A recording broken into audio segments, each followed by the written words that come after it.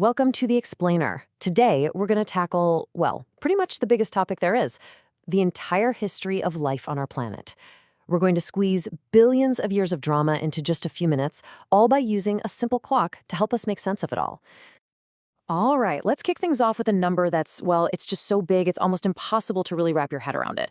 4.6 billion.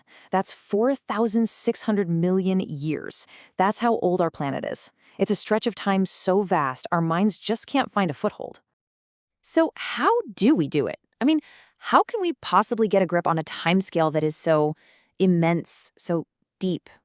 To make any sense of it, we're going to need an analogy. A little trick to shrink these unbelievable eons into a size we can actually picture. Okay, here's the trick. Let's imagine we could take that entire 4.6 billion year history and squeeze it all down into a single 24-hour day. Every second that ticks by on this clock represents about 53,000 years of real time. This is going to be our guide through the epic story of life. But wait a second. Before we dive into our 24-hour clock, you might be wondering, how do we know any of this stuff? Well, the answer is literally written in stone. Fossils.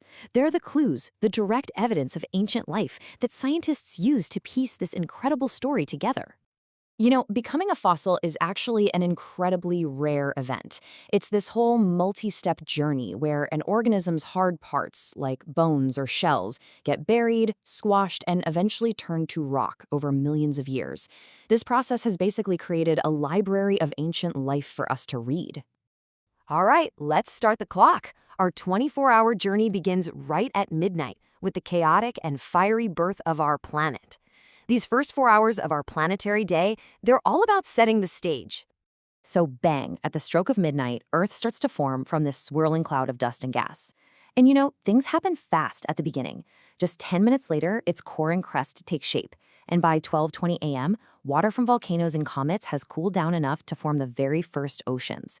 No life yet, but the ingredients are coming together.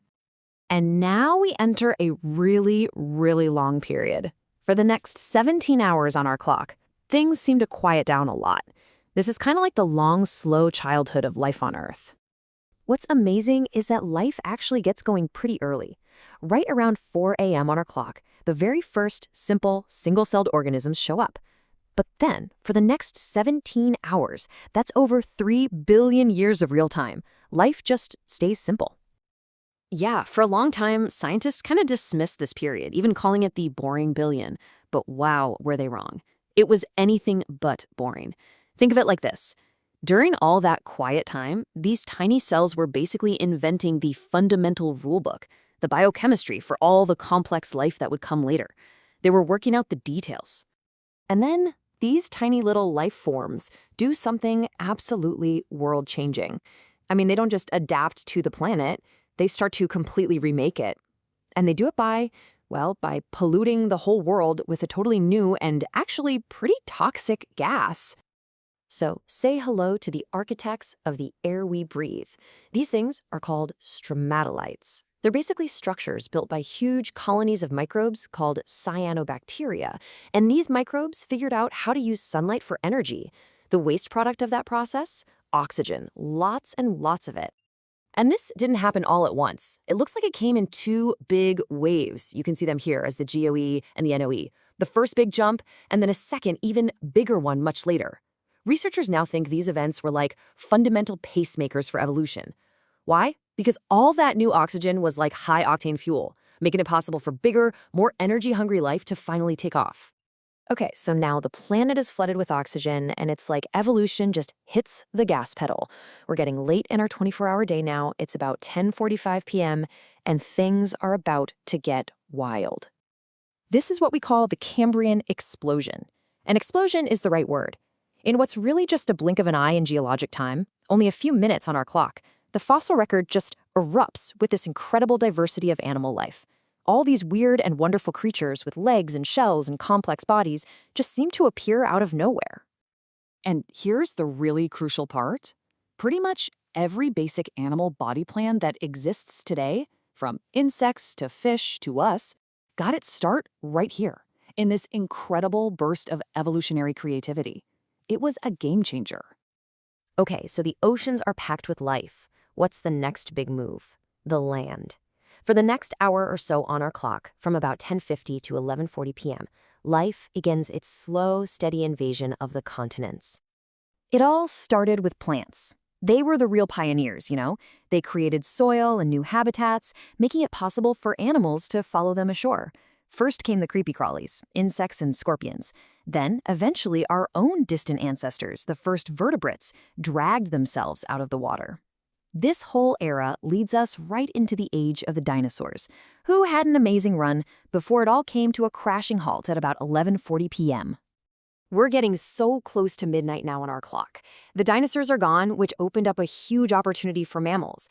And it's right here, in these last few minutes of the day, that our own story finally begins.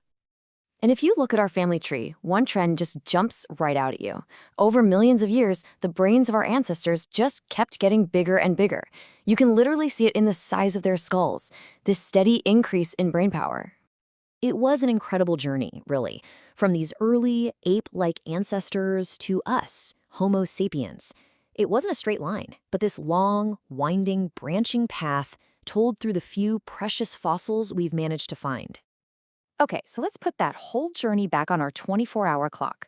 Earth forms at midnight, first life at 4 a.m. First animals? They don't show up until 9 p.m. The dinosaurs check out at 11:40 p.m. So where do we, Homo sapiens, fit in? We appear at, wait for it, 2 seconds to midnight. Just 2 seconds. And all of human civilization, agriculture, empires, the pyramids, the Industrial Revolution, the internet, all of it, every single thing we've ever written down happened in a tiny fraction of the very last second before the clock strikes 12. When you think about it like that, it's humbling, right? But it also does something else. It shows just how fast and how powerfully we've changed things.